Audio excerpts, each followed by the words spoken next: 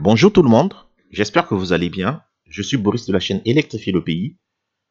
Aujourd'hui, je vais vous présenter une nouvelle vidéo pour vous parler des solutions de raccordement en HTB ou encore appelé très haute tension. Nous allons voir ensemble les solutions proposées par le gestionnaire du réseau de transport français. Je parle bien du transport d'électricité. Donc nous allons voir les trois solutions que ce gestionnaire propose à ses clients. Je vous demande de vous abonner à ma chaîne, de partager autour de vous. Ces différentes solutions de raccordement sont valables même en Afrique. Les pays africains qui utilisent la norme française 13200, qui est la norme haute tension.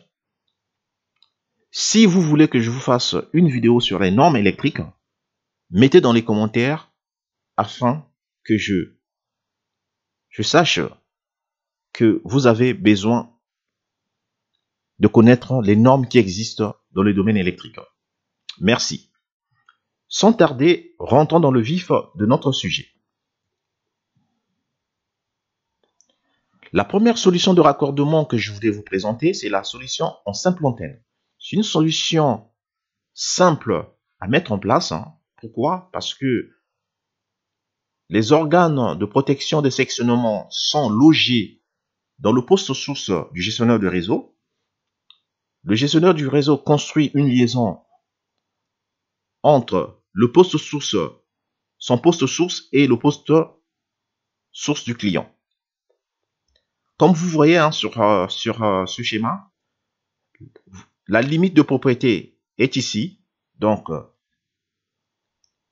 de là jusqu'à ici, là, donc que ce soit la liaison électrique et des organes de protection et de sectionnement sont exploités par le gestionnaire du réseau. Donc, le client exploite son poste de transformation et ses organes de protection et de sectionnement. Si vous voulez que je vous fasse une vidéo sur les postes de transformation, mettez dans les commentaires afin que je puisse préparer cette vidéo, pour vous. Merci. Ce qui est avantageux avec cette solution de raccordement, c'est que c'est moins coûteux, c'est pas difficile à mettre en place, mais ce qui est mauvais avec cette solution, c'est que si vous avez un problème sur la liaison, votre poste source est hors service.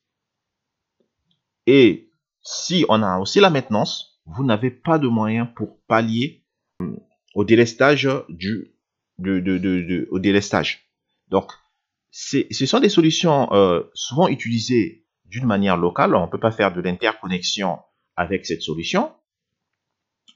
Mais, comme vous voyez, il n'y a pas toujours une sécurité absolue sur des installations. Il peut y avoir des problèmes, mais vous pouvez voilà, trouver des solutions, apporter un raccordement. Et tout dépend de ce que vous faites derrière. Si vous n'avez pas des alimentations prioritaires, comme c'est pas un hôpital ou c'est pas vous pouvez utiliser ce genre de raccordement. La deuxième solution de raccordement que je voulais vous présenter, c'est le raccordement en coupure. Comme vous voyez, il y a une liaison qui existe entre les deux postes sources. Donc, qu'est-ce qu'on fait? C'est quoi? Comment ça se passe ce genre de raccordement? C'est que le gestionnaire du réseau vient faire une coupure sur cette liaison afin de vous raccorder. Donc, l'avantage avec cette solution, c'est vous avez deux arrivées. Donc, ça vous permet voilà, d'éviter des problèmes de pur. Donc, s'il y a un problème sur une liaison, donc la deuxième liaison vous permettra d'être alimenté. Si vous avez un problème sur un poste source, ce poste source vous permettra d'alimenter votre installation. Et ce qui est encore bien, c'est que c'est l'exploitation. Donc, toute cette partie est exploitée par le gestionnaire du réseau. Donc, vous avez juste votre poste de transformateur à exploiter et les organes de protection. Donc, pareil, hein, vous devez connaître votre limite de propriété, qui est, voilà, votre limite de propriété est là. Voilà. Après le jeu de barre, du gestionnaire de réseau. Le problème avec cette solution, c'est que ça coûte très cher et ça prend du temps pour mettre en service. La troisième solution de raccordement proposée par le gestionnaire du réseau français est la solution de raccordement en piquage. Donc, cette solution, vraiment, c'est une solution qui est difficile à mettre en œuvre, hein, parce que ça demande beaucoup d'études pour vérifier la stabilité du réseau. C'est-à-dire, c'est une solution qui entraîne souvent l'instabilité du réseau. Hein. Donc, c'est une solution qui peut être proposée par le gestionnaire du réseau. C'est une solution qui est très avantageuse du point de vue prix, parce que ça ne nécessite pas d'avoir une liaison électrique. Donc, vous piquez sur une liaison existante votre raccordement et vous êtes alimenté. Donc, voilà. C'était les trois solutions que je voulais vous proposer aujourd'hui. En bonus, pour ceux qui sont restés jusqu'à la fin de la vidéo, vous devez connaître les limites des propriétés. Donc, les limites de propriété, voilà, là, la limite de propriété se trouve carrément au niveau du sectionnaire. Donc, comme vous voyez, comme montre la flèche, hein. Donc, toute cette partie en bleu est gérée par le gestionnaire du réseau RTE. Ce que je peux vous donner comme conseil, hein, il y a un document de référence du gestionnaire de réseau qui existe sur Internet, hein, c'est gratuit. Vous pouvez voilà, rechercher document technique de référence RTE, vous pouvez voir ce document et regarder ce document, ce qu'il propose.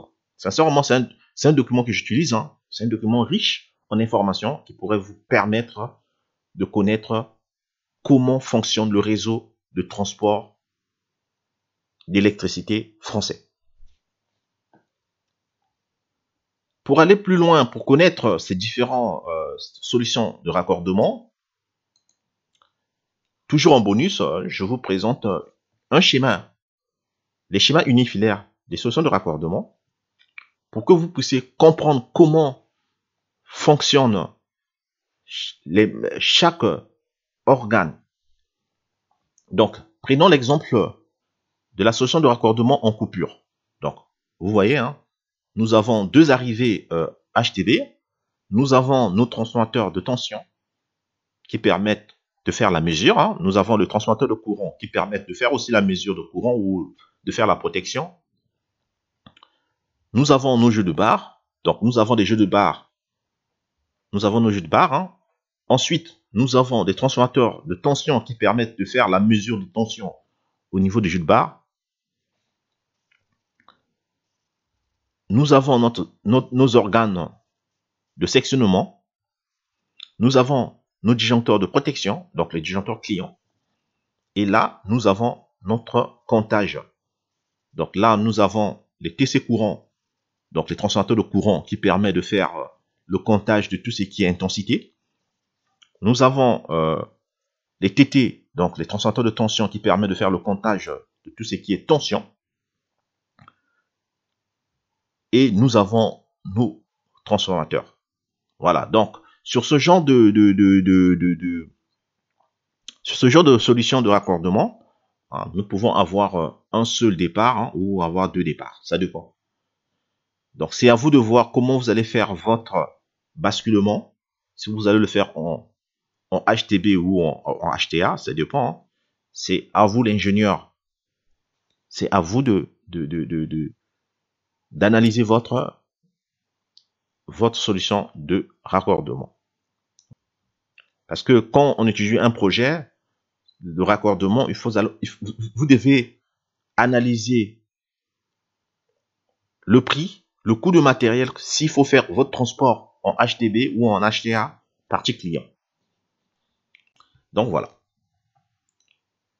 C'était une vidéo super intéressante que je voulais vous présenter, parce que vous devez connaître les solutions de raccordement afin de proposer à votre client ou à votre entreprise qui construit les postes des solutions économiques, voilà, et connaître aussi les durées. Comme je vous ai dit, des solutions en coupure mettent du temps à être mises en place parce que le gestionnaire du réseau doit créer un poste au niveau des jeux doit créer un poste au niveau de votre poste de transformation et ça prend du temps.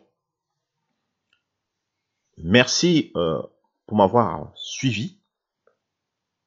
Je vous remercie. Je vous demande de vous abonner et n'oubliez pas de mettre j'aime sur cette vidéo. Allez, ciao, ciao. Merci.